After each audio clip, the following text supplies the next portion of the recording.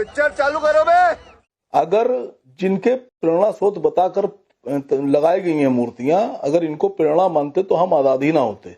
1942 में श्यामा प्रसाद मुखर्जी ने जिस वक्त भारत छोड़ो आंदोलन का नारा बुलंद हुआ तो गवर्नर जनरल को खत लिख के ये कहा कि इस आंदोलन को, भारत छोड़ो आंदोलन को सख्ती से कुचल दीजिए, कुचल देना चाहिए। ऐसे लोग प्रेरणा बनेंगे देश की। अगर दीनदयाल उपाध्याय को आप प्रेरणा मानते हैं तो फिर आप ये समझ लीजिए आरएसएस के अगर लोगों को प्रेरणा माना जाएगा तो फिर आपको जनगण मन का आप विरोध कर रहे हैं। वैसे तो मैं बता दूं कि आंबेडकर जी की जो प्रेरणा स्थल है, आंबेडकर जी से जो जुड़े हुए 5 तीर्थ स्थल है, उसको बनाने का काम भारतीय जनता पार्टी ने किया। भगवान बिरसा मुंडा जी की प्रतिमा लगाकर उनकी जन्म जयंती को राष्ट्रीय जनजातीय गौरव दिवस के रूप में मनाने का काम हमने किया। देश की प्रथम आदिवासी महिला आदिवासी राष्ट्रपति देने का काम हमने किया। संत रविदास जी का प्रतिमा और मेमोरियल बनाने का काम हमने किया। मुलायम सिंह यादव जी को सम्मानित करने का काम हमने किया। भगवान बिरसा मुंडा के बाद हमने जो कर्पूरी ठाकुर जी है उनको सम्मान देने का काम हमने किया। जिस प्रकार से देश के केवल भारतीय जनता पार्टी के नहीं बल्कि प्रणब दा हो, चाहे एससी जमीर हो, तरुण गोगोई हो या विपक्ष के भी बड़े नेता हो, उनको भी सम्मानित करने का काम हमने किया। पर एक पार्टी ने केवल एक परिवार के नाम पे 450 स्कीम रखे। उन्होंने तो ये भी किया, नाविका जी आपको पता है सबसे बड़ा देश का astronaut Jawaharlal Nehru, Jawahar point moon पे रखा था नाम। हमने क्या रखा? शिव शक्ति पॉइंट और तिरंगा पॉइंट। सबसे बड़ा खिलाड़ी पता है कौन था? राजीव गांधी। हमने ध्यानचंद जी के नाम पर खेल रत्न का नाम रखा। अच्छा किया, बहुत अच्छा किया। और मैं आसिम वक्कार जी से पूछना चाहूंगा, आसिम वक्कार साहब, आप क्या मुल्ला दल है क्या? क्योंकि आपके लॉजिक के हिसाब से अगर वो तीनों की जातियां देखकर वो पंडा स्थल है तो आप मुल्ला दल है। असीम वकार साहब, शहजाद पूनावाला जी ने आपसे सवाल पूछा, आपको 4% नजर आते हैं, बाकी 96% नजर नहीं आते, वैसे ही जैसे 15% नजर आते हैं और 85 नहीं। ये कौन सा चश्मा है आपका जिसमें आपको पूरा भारत एक सा नहीं नजर आता? देखिए, सब अपने अपने हिसाब से आरोप लगाएंगे। मैं यहाँ अपनी बात कहने के लिए आया हूँ। अगर मेरी बात में दम होगा तो सब मेरी बात मानेंगे, वरना कोई नहीं मानेगा।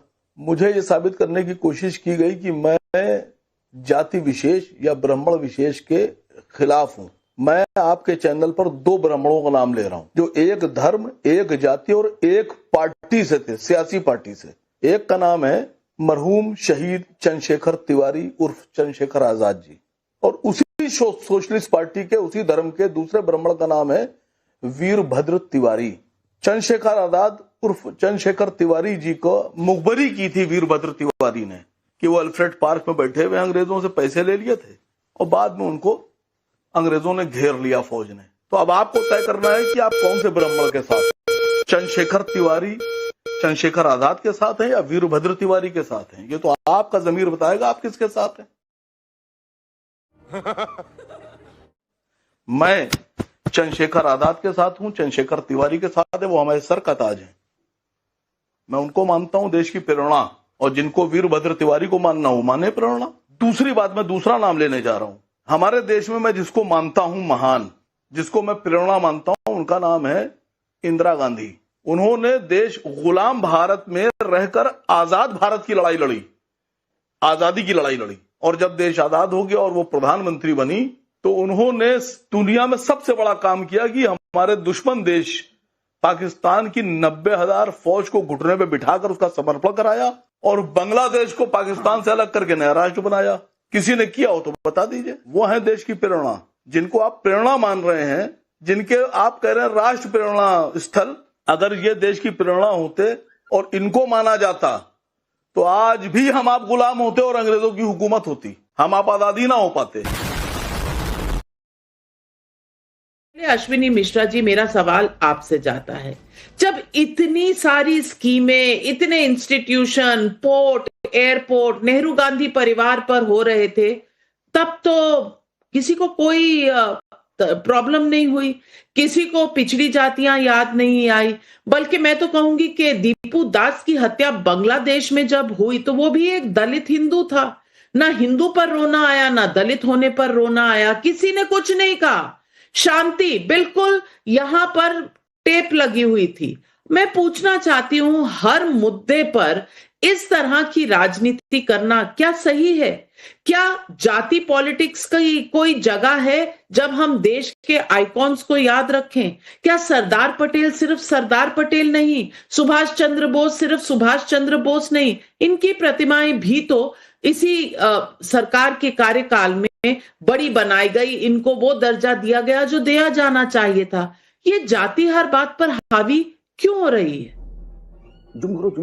नाविका जी, देश के आइकन्स को याद रखना चाहिए, इसमें किसी को कोई परहेज नहीं है। इनफैक्ट ये बहुत गर्व की बात है जब हम देश के आइकन्स को याद रखते हैं।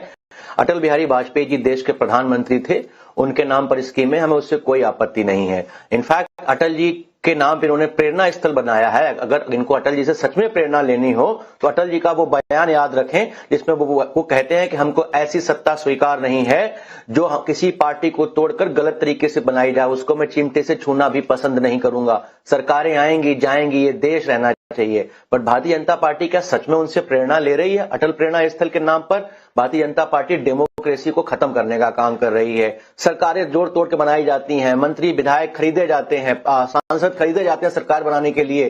तो अटल जी से कोई प्रेरणा नहीं ले रहे। बाकी रही बात, वहां प्रेरणा स्थल में दो और नाम है, श्यामा प्रसाद मुखर्जी, दीनदयाल उपाध्याय। मुझे भी सच में नहीं पता इनका देश में बहुत बड़ा क्या योगदान है। इनफैक्ट श्यामा प्रसाद मुखर्जी का जब मैं नाम सुनता हूं तो मुझे उनकी वो बंगाल की सरकार याद आती है जो उन्होंने जिन्ना के साथ बनाई थी। अरे बाप रे, ये तो धोती खोल रहा है। तो जो जिन्ना के साथ थे, आप उनको अगर देश का आइकन मानते हैं, मैं तो नहीं मानता, मुझे लगता नहीं देश भी मानता है। भारतीय जनता पार्टी मानती है तो मानती रहे, क्योंकि भारतीय जनता पार्टी के लिए महात्मा गांधी देश के आइकन नहीं है। महात्मा गांधी का नाम हटाने का काम कर रही है। उनके नाम पर जो स्कीमें चल रही थी उन स्कीमों से उनका नाम हटा करके कुछ नाम रखे जा रहे हैं। इन्होंने वीर सावरकर को महात्मा गांधी से ऊपर रखा है। पता नहीं सावरकर अगर इतने ही वीर थे तो 60 रुपए की पेंशन अंग्रेजों से उनको किस चीज की मिलती थी? तो नाविका जी, देश के आइकन का सम्मान होना चाहिए, उसमें कोई दो राय नहीं है। पर देश के असली आइकन हैं कौन, ये भी तो परिभाषित होना चाहिए। क्या ये देश के सच में असली देश के असली आइकॉन तो नेहरू परिवार के आगे कोई है ही नहीं। नेहरू गांधी परिवार के आगे देश के आइकॉन अभी आपको कभी दिखे ही नहीं। आपको सरदार पटेल की मूर्ति से भी दिक्कत थी, आपको सुभाष चंद्र बोस से भी दिक्कत है, आपको प्रणब मुखर्जी से भी दिक्कत थी, आपको नरसिम्हा राव से भी दिक्कत है। आपको दिक्कत हर बात की है। जली ना, तेरी भी जली ना। अब्बास हैदर साहब, मैं आपसे पूछना चाहती हूं, मुलायम सिंह जी की, और ये सवाल पब्लिक का ही था, मुलायम सिंह जी की मूर्ति क्यों बननी चाहिए? क्या इसलिए कि कार सेवकों पर गोली चलाई गई थी? इसका जवाब जरूर दे दीजिए, जनता पूछ रही है। नाविका जी, देखिए, 2-3 बातें मैं कहना चाहूंगा। पहली बात तो कार सेवकों पे गोलियां जिनके आदेश पे चली थी, वो मंदिर कमेटी के जो कंस्ट्रक्शन कमेटी के चेयरमैन थे, वो पूरा देश के प्रधानमंत्री कार्यालय चलाते थे। वो अच्छा, सब जानते। पहली तो मुख्यमंत्री कुर्सी में थे लेकिन ऑर्डर नहीं दे रहे थे।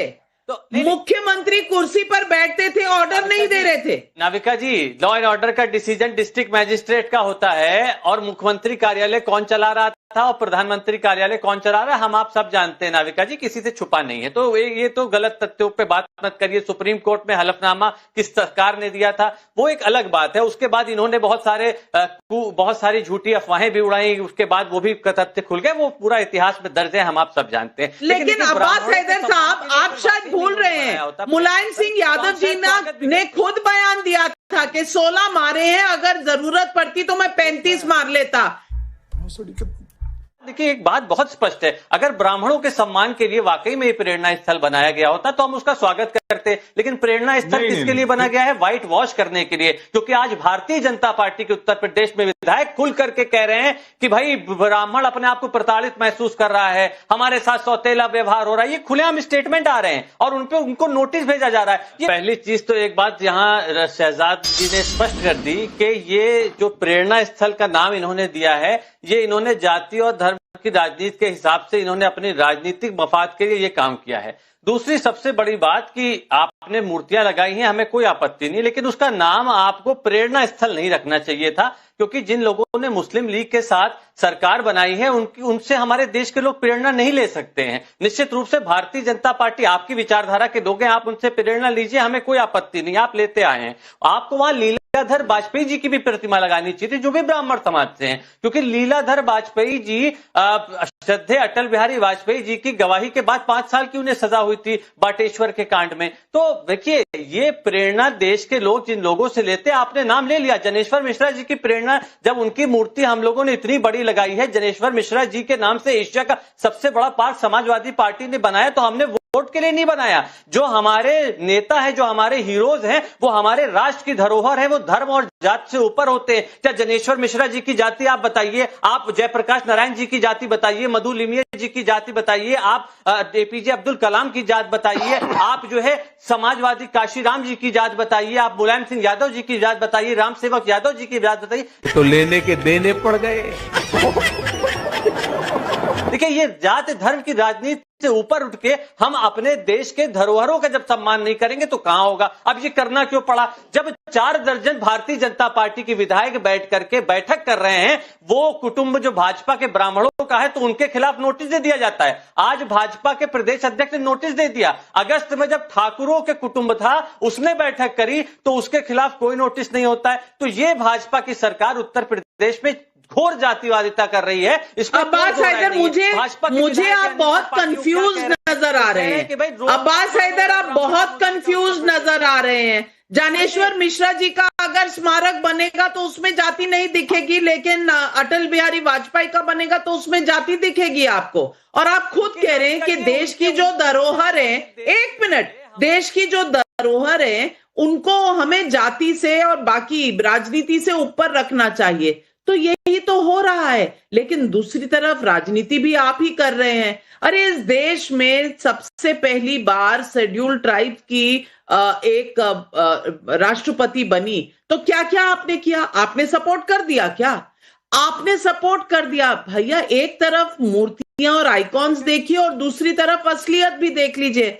आप अपनी भी देख लीजिए, इनकी भी देख लीजिए।